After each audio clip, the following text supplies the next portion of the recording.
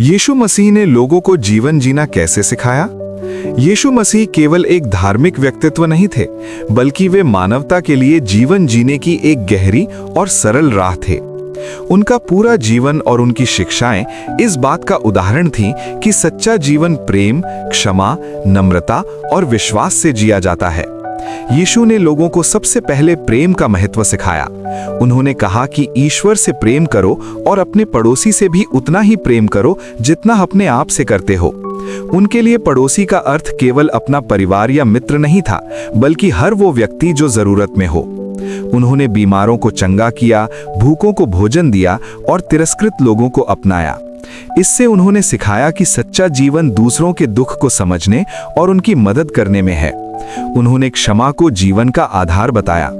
यीशु जानते थे कि क्रोध और बदला मनुष्य के हृदय को बोझिल बना देते हैं। इसलिए उन्होंने सिखाया कि जो तुम्हें चोट पहुंचाए उसे भी क्षमा करो। क्षमा से मन शांत होता है और आत्मा मुक्त होती है। उनके अनुसार क्षमा करना कमजोरी नहीं, बल्कि सबसे बड़ी शक्ति है।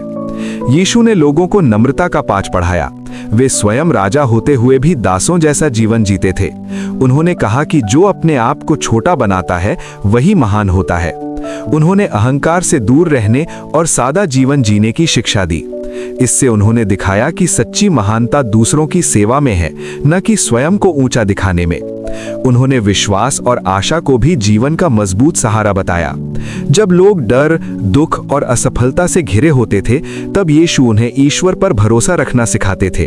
वे कहते थे कि कठिन समय अस्थायी होता है और विश्वास से हर अंधकार में भी प्रकाश दिखाई देता है।